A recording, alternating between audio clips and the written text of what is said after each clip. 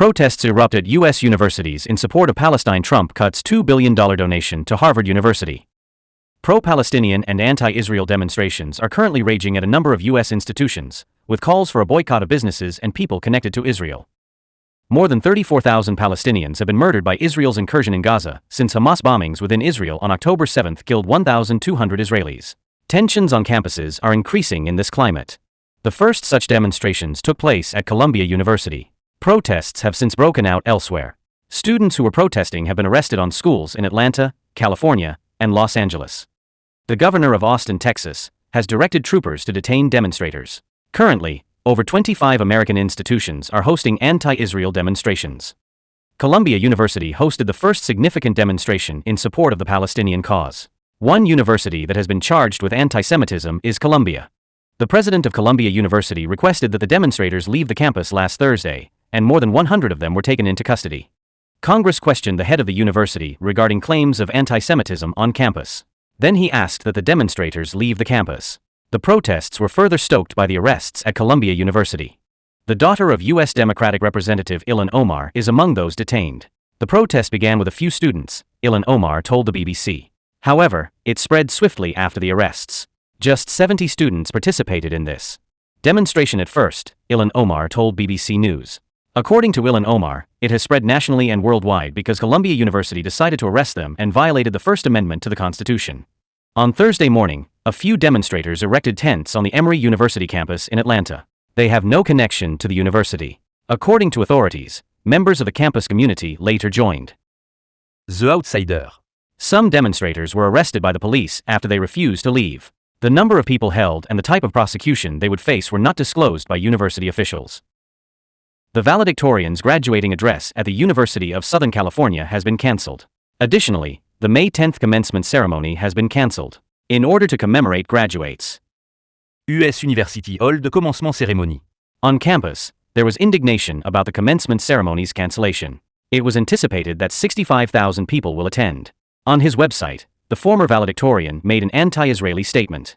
The pupil is a Muslim. There are accusations that the post is anti-Semitic.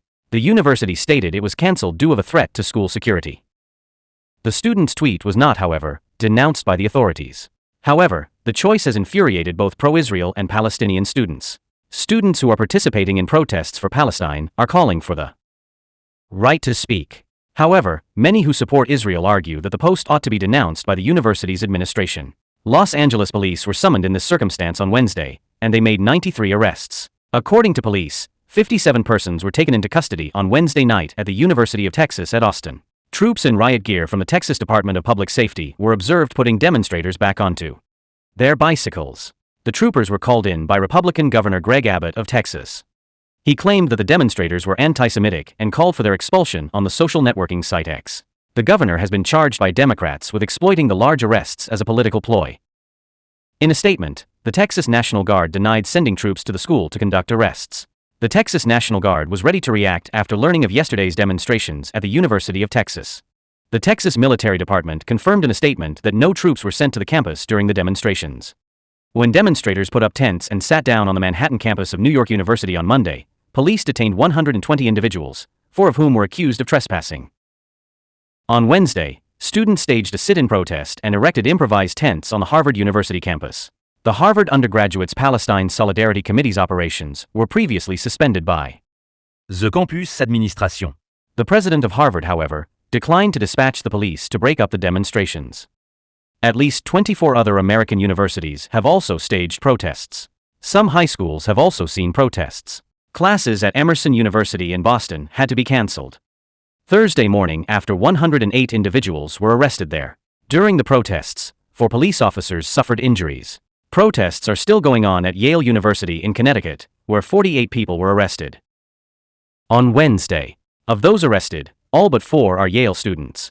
Seattle high school students demonstrated against the war on Tuesday by leaving their classrooms. In the meantime, New Jersey high school students planned a march on Friday. School officials in New Jersey have strongly advised kids not to accompany the $2 billion Harvard University contribution. Just hours after Harvard University rejected some of the White House's demands, the Trump administration announced that it was withholding $2 billion in government funding for the university. The Department of Education issued a statement. Today's announcement from Harvard further underlines the disturbing attitudes at our nation's most respected universities and colleges, the statement read. Last week, the White House announced that it had forwarded a set of demands to Harvard to combat anti-Semitism on campus. These included adjustments to its recruiting procedures, admissions procedures, and governance. The White House was attempting to influence the idea, according to Harvard, which rejected it on Monday. For the first time, a significant American university has refused to alter its policy in response to pressure from the Trump administration. The White House's suggested modifications would have changed how it operated and increased federal control. Major institutions have come under fire from President Trump for allegedly failing to shield Jewish students from protests against Israel and the Gaza war. President Alan Garber of Harvard University said in a letter to the campus community on Monday that the White House has given a list of demands and cautioned against complying with the government's financial transactions. Through his legal counsel, he wrote, "We have told the administration that we are not accepting their suggestions. The university will not cede its constitutional rights and freedom."